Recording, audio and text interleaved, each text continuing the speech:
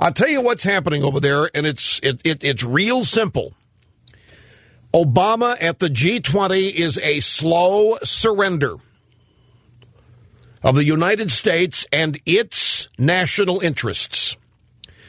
You know, we haven't talked about this on this program, but the North Korea, we've joked about it. North Koreans are going to launch this missile. There's nothing we can do to stop it, or there's nothing we will do to stop it. The Defense Secretary, Bob Gates, said nothing we can do. The Japanese are gearing up some interceptor thing. You've got the Iranians nuking up. You got Hamas getting bolder and bolder and bolder. You got the Russians helping the Iranians. And what is our policy? Our policy is exactly what you would expect a left-wing president's policy to be. And he's doing what he said he was going to do during the campaign. He's meeting with these people. He's telling them we're no threat. He is don't worry about us. We have no threat. He's hoping that telling them there's a new day here in the United States will make them nicer. It's first grade conflict resolution. Something from the G20 that the markets are not going to like. And by the way, when it comes to the G20, folks, it has been a near disaster for the United States. Obama is engaged in a slow surrender of United States' best interest, our national interests. But as I told you, this is being reported as a slam dunk grand slam. He's the star of the show. The leaders there can't get enough of him. And Michelle, they are American royalty. Tingles are up everybody's legs. It's just sickening. But the truth of the matter is the socialists in the G20 have prevailed. And Obama is, for all intents and purposes, one of them. It's not just the $1 trillion they have pledged, the G20 nations, to the IMF and the World Bank, to ostensibly wipe out the third world poverty, worldwide poverty, and stabilize the world economy. These clowns wouldn't have the first idea about stabilizing anything. They're about destabilization. But, you know, Sarkozy, and I'm going to have to, this just happened. I haven't had enough time to check this. I just had another television network headline to go off of here. Sarkozy, the president of France, you know, he was threatening to walk out of there unless he got one thing, and that was a global regulator for the world economy. And if I read it right, there was a headline on one of the news channels that said that the G20 guys did indeed set up a global regulatory body. That is huge, and that certainly is not in the best interest of the United States. Now, if that happened, if what I read is pretty much what Sarkozy wanted, then this market, when they figure this out, is going to plunge, because the reason the market is up today is that mark-to-market rules have been relaxed so that the valuing of these toxic assets that the banks hold can be placed at something other than their current market values of today, which is zero. And the markets are up because of that, and the fact that Obama's out of the country.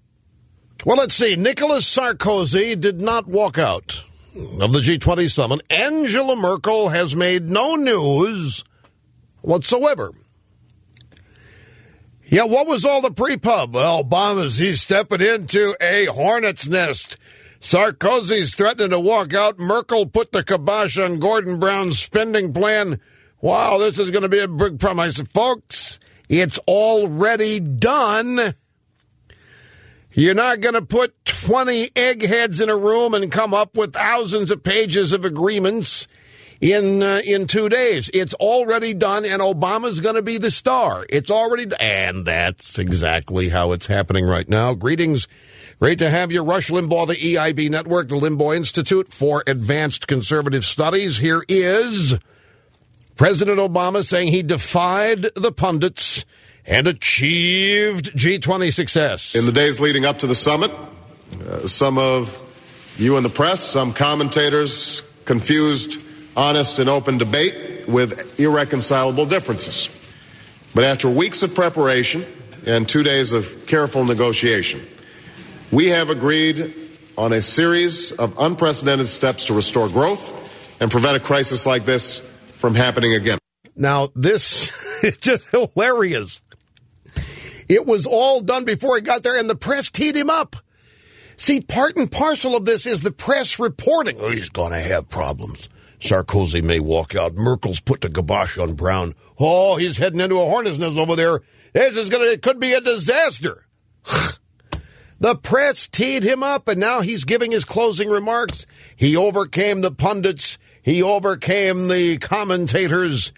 And now, after 2 careful days of careful negotiation, after weeks of preparation, he sneaks that in there, we've agreed on a series of unprecedented steps. There's nothing that hasn't been done before, folks, to restore growth and prevent a crisis like this from happening again. Want to bet?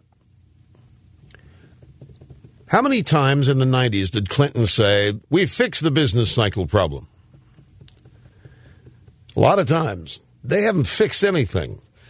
The Obama pledged to do everything he could to help the world economy revive by spending our money around the rest of the world. The fastest way to revive the world economy is to revive ours. Unfortunately, that's not what's happening. Here's the final of our 2 sound bites from President Obama. We made enormous strides in committing ourselves to comprehensive reform of a failed regulatory system. We agreed to increase transparency and capital protections for financial institutions. Wait a minute. Can I share with you a headline here from McClatchy newspaper? Re-cue that to the top. Treasury won't disclose bank bailout details.